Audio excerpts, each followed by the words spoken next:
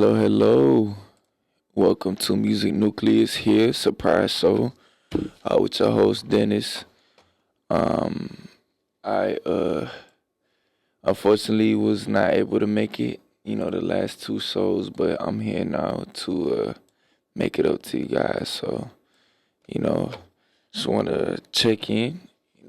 I had a good weekend. I went to New York actually this last weekend. That was unfortunately why I couldn't make it in. Because Thursday I was heading out. So yeah. Um, and then the week before that I did have a stomach virus, so I was out for the count. Unfortunately, on that note, yeah, I'm here now, ready to deliver, my show to you guys and give you that quality. So I'll catch you right after this short break, and then we'll get right to it. All right.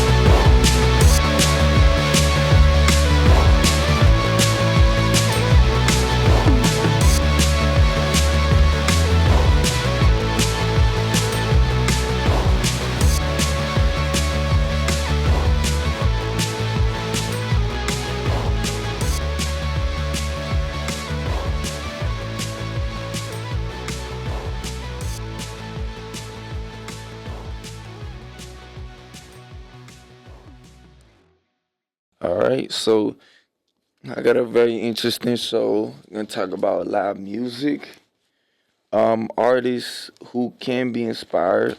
We're gonna talk about one of my favorite bands, TV Girl, and my experience with them. And then we're gonna talk about another band called The Crying News, which is a side project of Dean Blunt's. I'm sure most of you guys are familiar with Dean Blunt. Um, but yeah, let's start off. Um, Recently, right, which this is why I say it kind of inspired me is how live music really changes everything. Um, but hearing music live is just so different compared to like through the radio, through your headphones, or even in the car. The the atmosphere, the volume, the crowd. What I like a lot of live musicians do sometimes is they'll switch, like they'll kind of sing the song a different way. Uh, there's like this, like I think this song off Swag by Justin Bieber, the project. I think Swag too.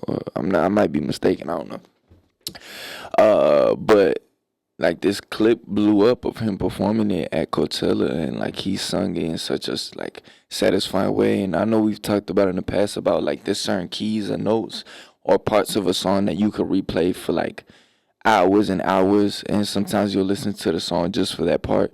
It was one of those like ear scratching moments that like it just itched your ear, like it scratched and itched that your ear had, and um that's another amazing part about live performances. They're not always one to one to like the song that like they recorded. You know, sometimes they'll switch it up a little bit. They'll add a solo. They'll do something that just spices it up, and it like gives you, you know, it gives you something to like, wow, like I went home and I would have never heard this if I just decided to listen to the same song at home that I've listened to a million times, you know?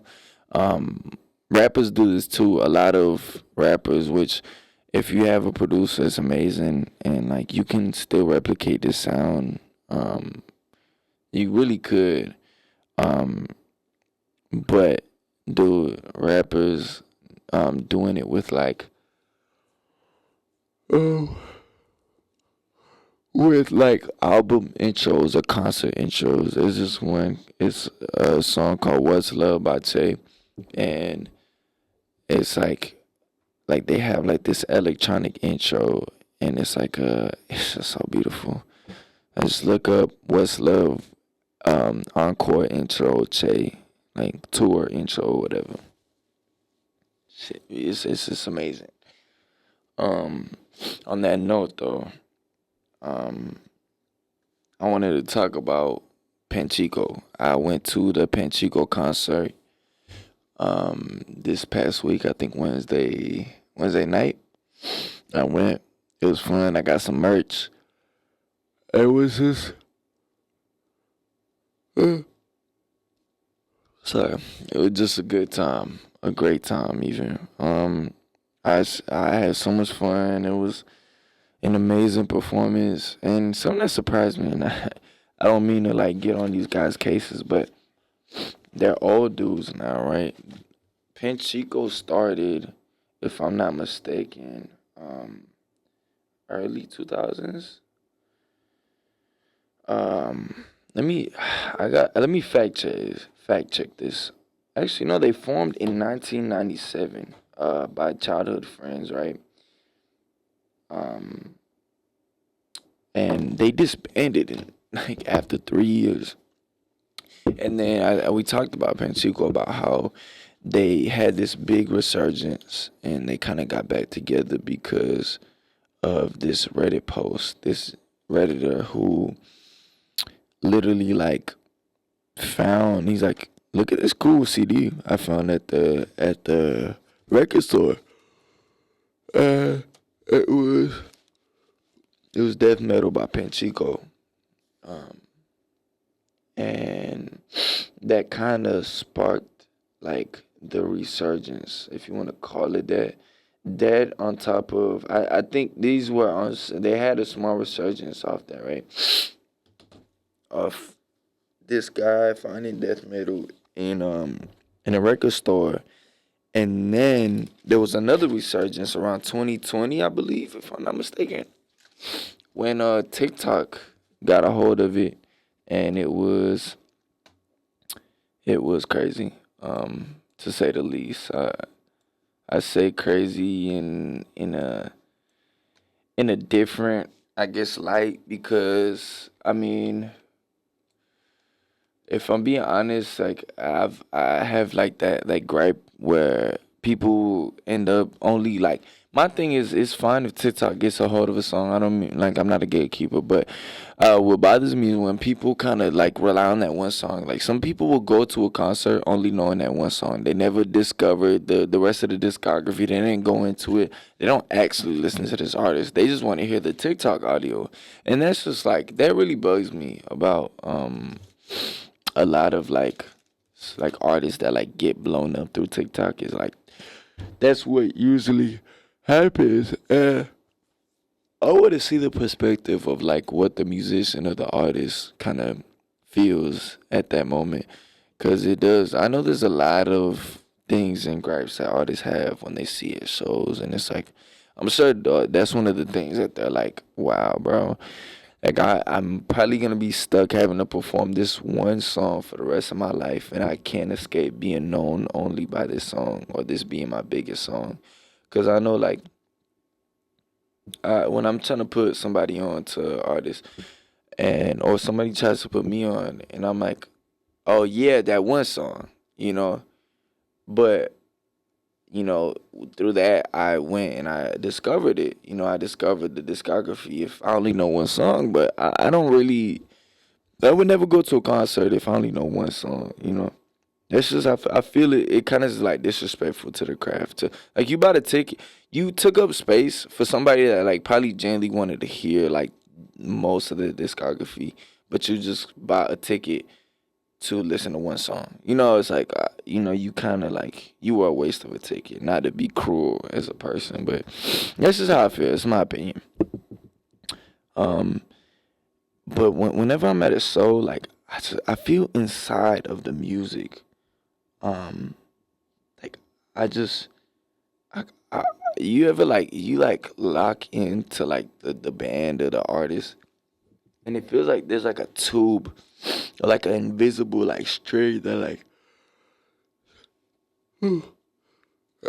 that ties you to the artist. You know what I'm saying? And then like for some reason like I get like tunnel vision, and I'm like so like I feel like I disassociate and I fall inside of like the music, and I'm just like all I hear is the sounds being like coming out of the music. I don't notice that I'm in a big old crowd, and there's like a thousand people packed into this small venue, and everyone's sweating in the hot breath, and like I'm just like uncomfortable and nauseous. I'm just like I start like it's like a hallucination kind of. I just feel like I'm just inside of the speaker. You know, I don't know how to explain it. And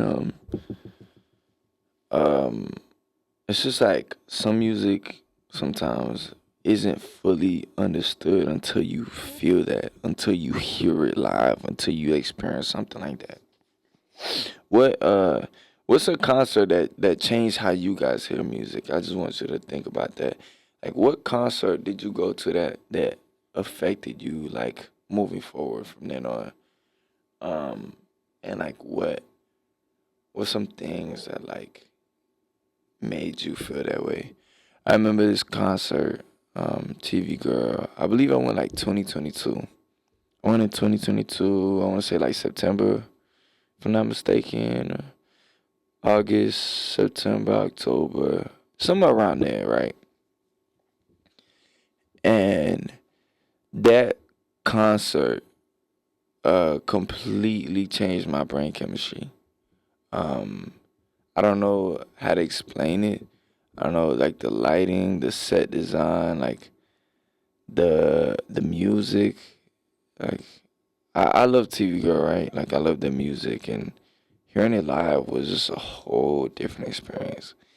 Yeah, like watching the the like analog work in the like synthesizers and like all the soundboards used like active and live, and like the atmosphere of it. Like the venue was cool. I had never been to that venue. I forgot the name of it, but I know it is in Ybor. It's off the corner on 7th. And wow, what a show. Like genuinely what a show.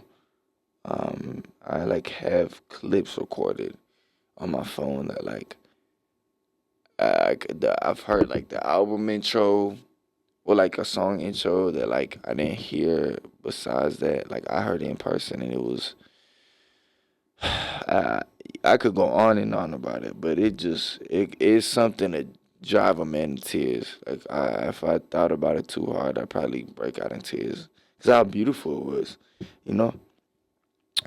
Um, but on that note, I'm just gonna send you guys off on a quick break. I know this is a bit of a short segment, but we're gonna work through it. I'm gonna give you guys a long show because we're having two episodes in one.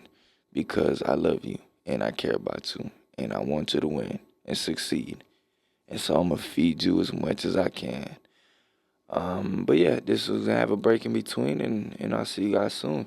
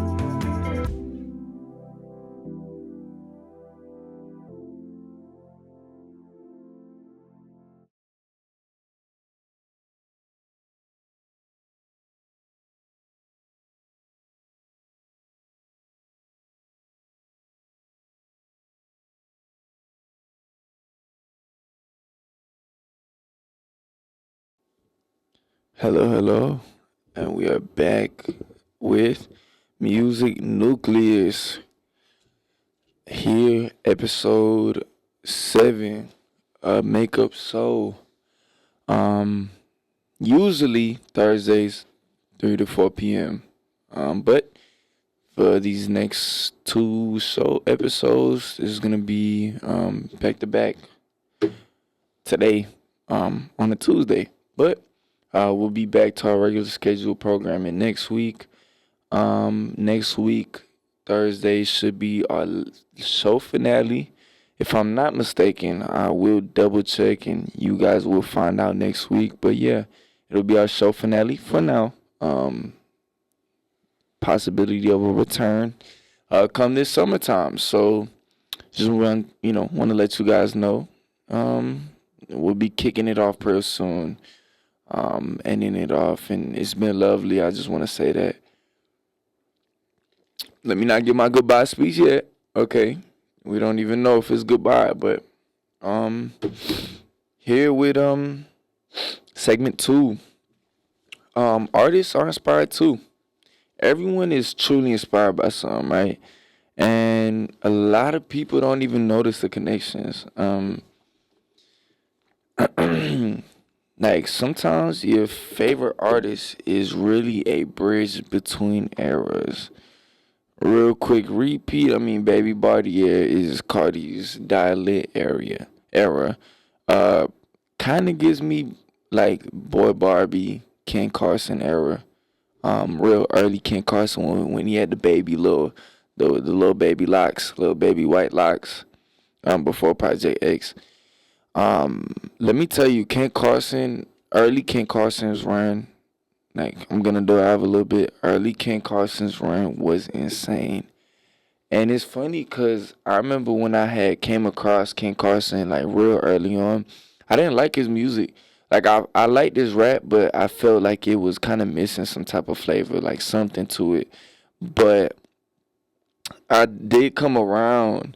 It just took a lot of like listening to. And now he's like one of my favorite artists, like early on, right? I still love his old stuff, just anything like X era, Project X, and before is amazing. I mean, his Great Chaos and all that stuff is amazing, right? I love it too, but it's just something about like the charm of like his early days that just kind of, I don't know, like his flows are just unmatchable at the time period that it was in. And now I'm kind of seeing a lot of people fall. Like a lot of it really is like a mold that he kind of built. Um, and I don't know, like it it's just become such a crazy run. Like for a lot of these rappers, like the amount of evolution that we see on a day to day basis, and you all see it comes from inspiration. Everybody's a product of what they consume, media wise, and it's like a diaspora of different. I don't know if diaspora is really the right phrase for it. Let me. As I want to be sophisticated. Okay, no. That is, I mean, a diaspora wouldn't be used in the same sentence, but it is a similar, like, um, I don't know, like, a spread, I guess, spread out. Diaspora is not the right term for it, but just a division of different, like, tastes and points, kind of like spreading out, and we all, like, are inspired by the split of that, like a piece of each content. I actually seen this post by Og where they said, "Yo, you can name." They said, "Comment in a rapper slash artist, all right, and we'll tell you how we influence them or how it ties to Og." And people were just kind of shooting out like different artists and stuff, and I can't find the post now, but they were like pointing out, hey, Cardi influence. Oh, Rocky influence. You see the fashion wise, they said Fake Mink is very influenced by Rocky. Even though the music it may not sound like the fact of rappers like in the fashion industry, like ASAP Rocky really did build that bridge. He really built the bridge into fashion when it came to like rap music. I don't know if to sit here like I don't want to make a big bold claim because a lot of people like are maybe even a little bit like biased. I mean, given ARG is a project of Rockies and well not of Rocky but very closely among the ASAP mob, where it's a lot of like the videographers who kind of built that, right?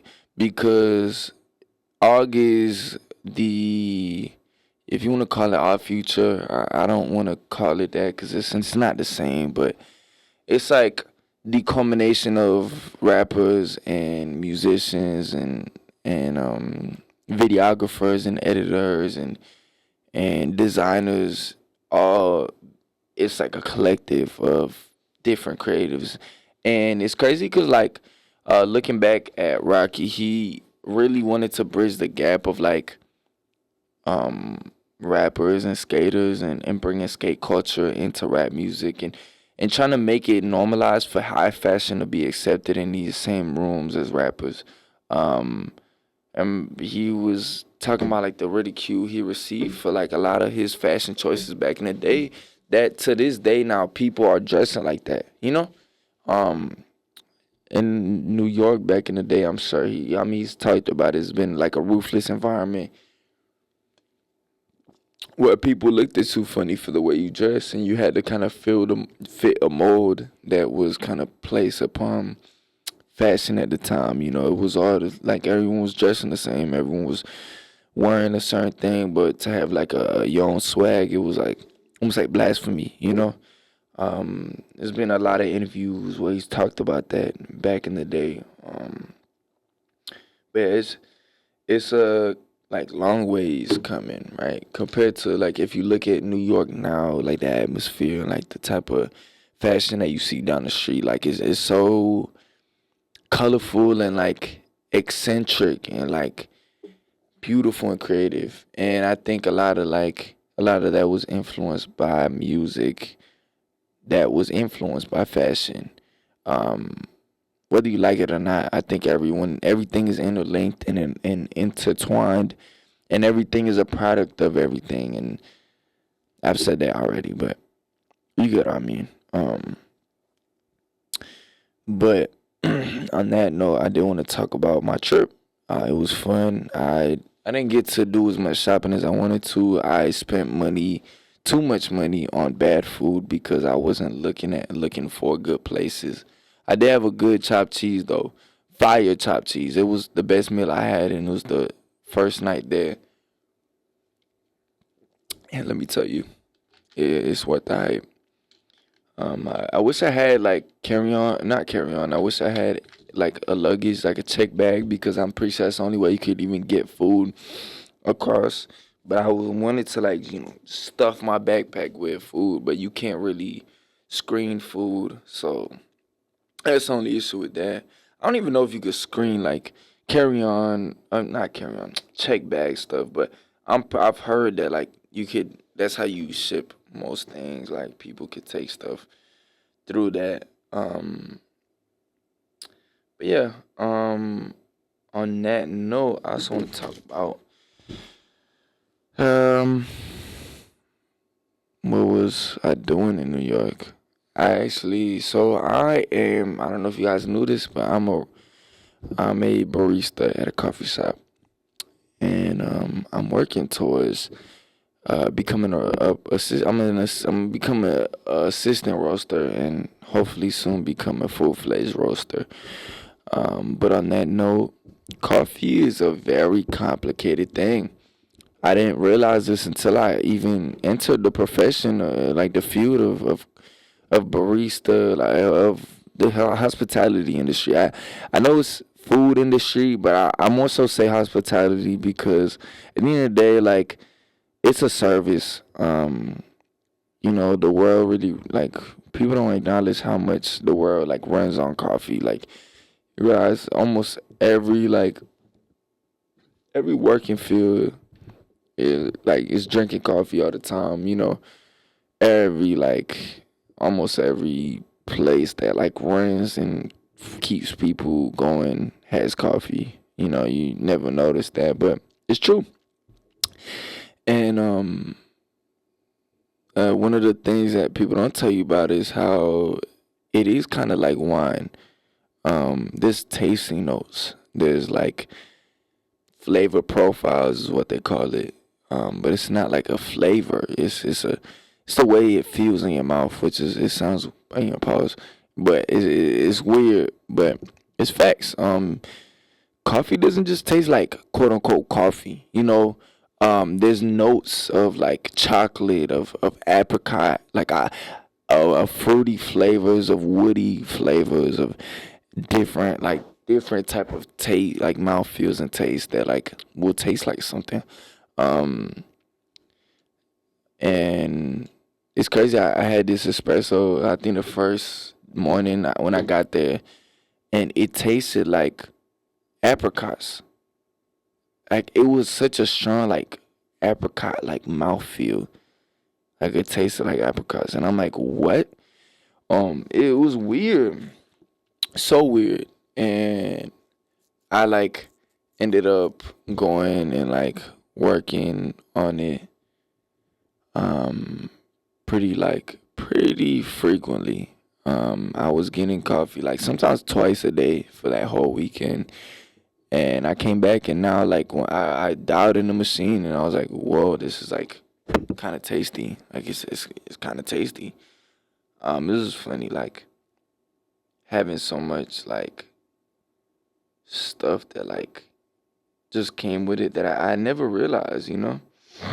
Um, but yeah, I'm gonna be on top of just expanding that taste. And they tell you they're like, so you should go to like a grocery store and buy something new that you've never had before, and you should go and buy this and taste it. Literally just taste it, try it, and let us know what you think. And like tasting these new things like will unlock like more flavors. Like now you could say, oh, this tastes like clove because you've tried clove now.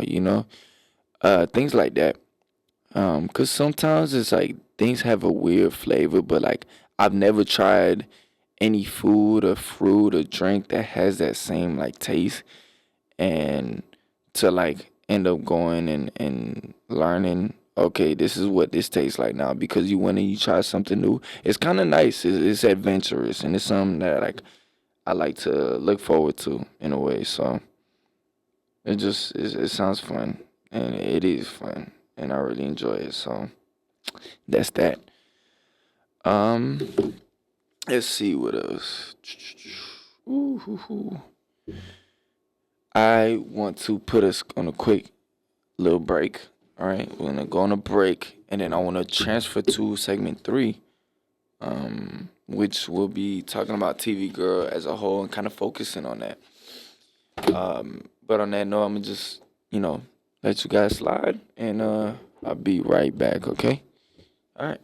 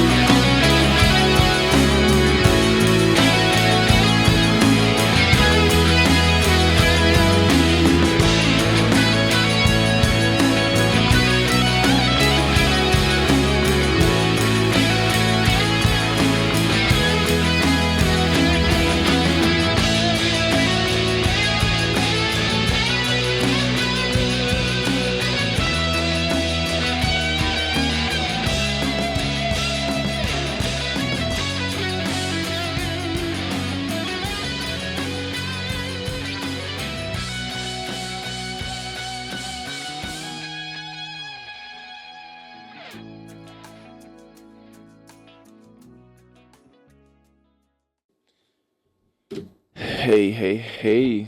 We are back here with Music Nucleus. All right.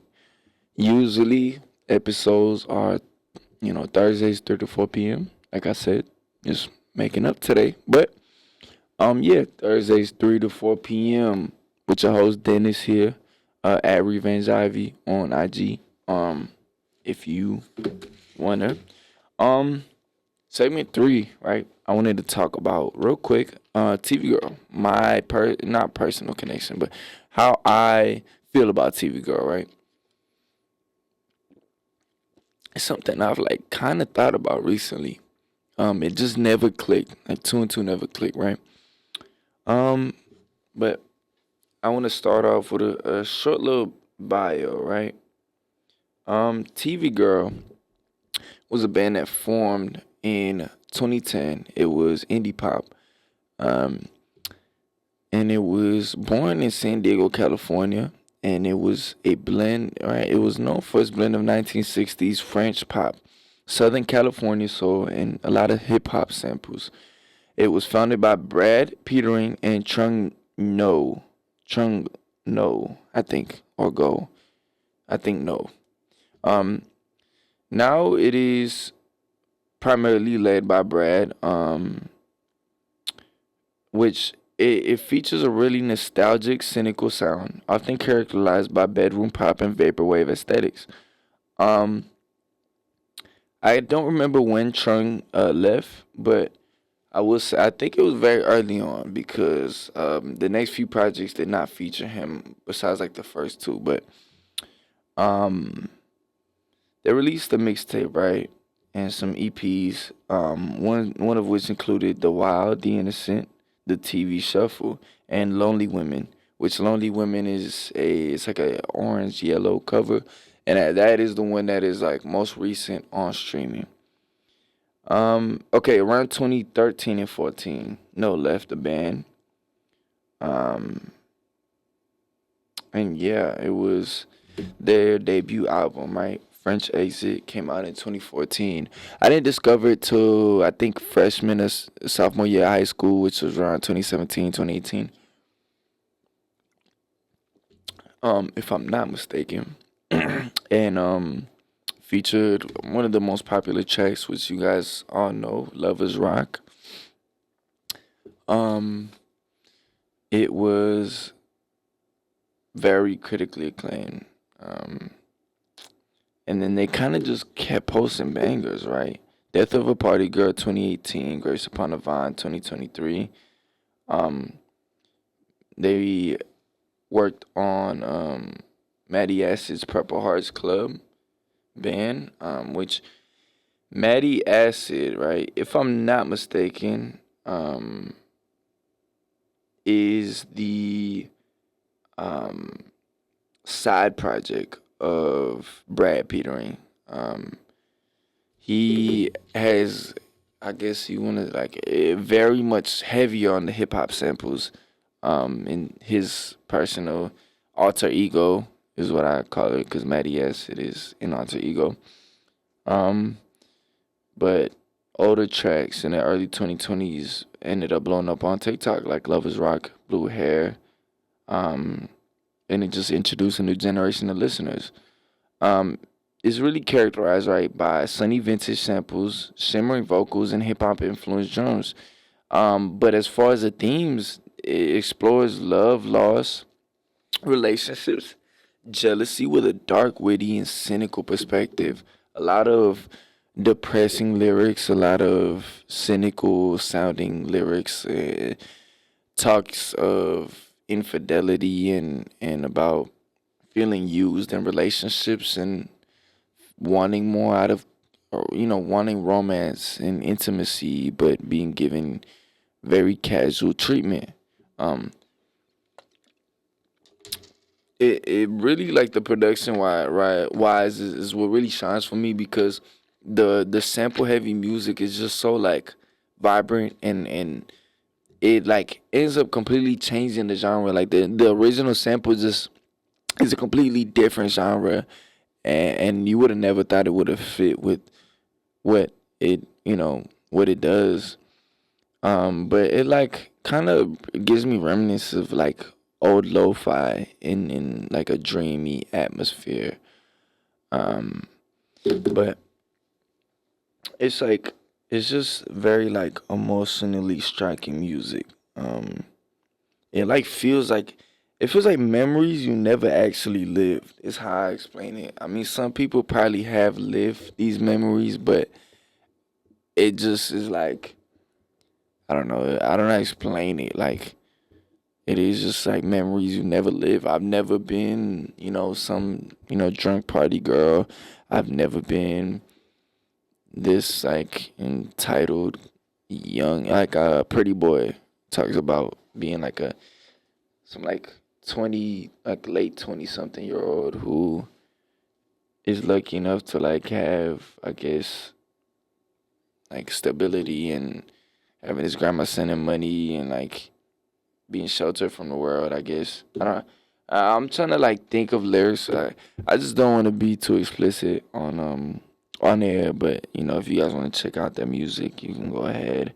TV Girl. I'm plugging them. I'm giving them more listeners. But it just is a very mood driven storytelling. And it does touch a lot on like a lot of real themes, but themes I personally, as a non-Californian, probably don't experience. I don't get outside much, so it's a lot of romance things I probably haven't experienced. Um, on that note, I want to quickly cover segment four. Just gonna get right to it. The crying news, right? The art, the emotion, and the aesthetic behind it all. Crying News is a side project of Deep Blood and a collaboration of him and Fan Glenvad. According to Stereo Gum, Crying News by Daniel Chalosky. He mentions the Reddit threads claiming British producer Vegan is also in the group, which is speculation.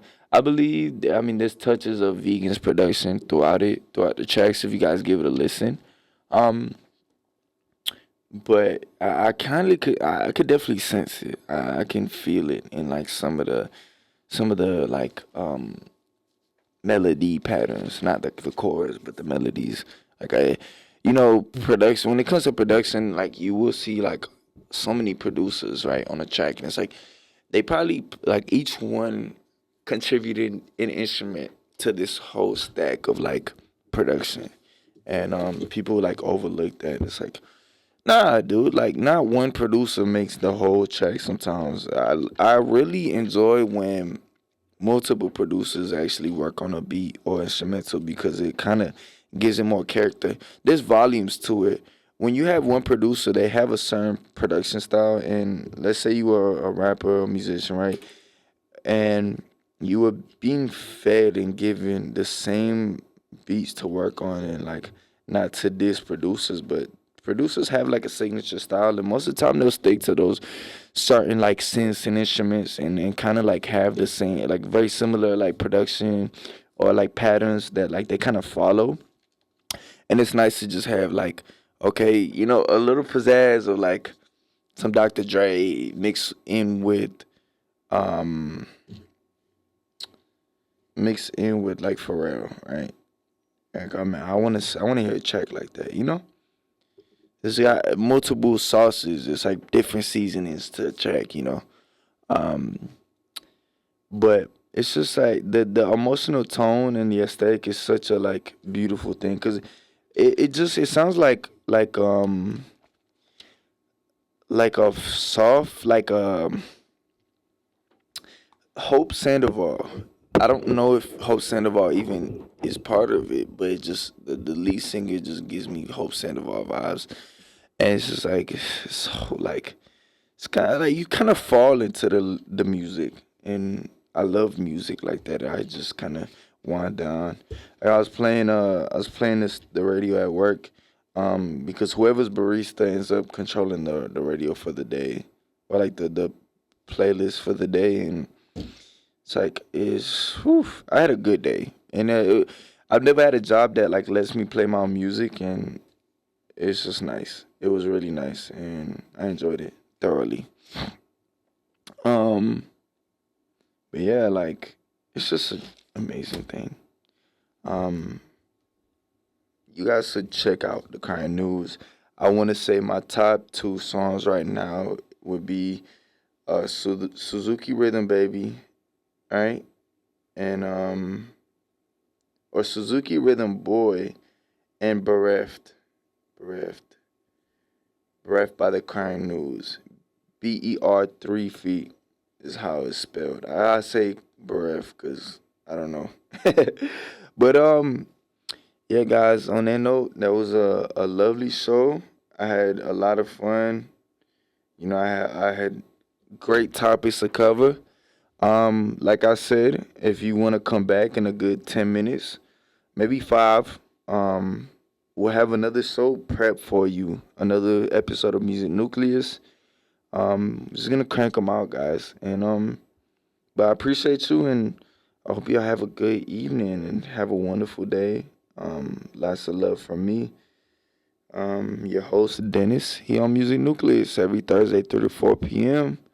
Um, all right, I'm gonna catch you guys in a few, and if this is where you tune out, have a wonderful rest of your Tuesday. All love, and just stay safe.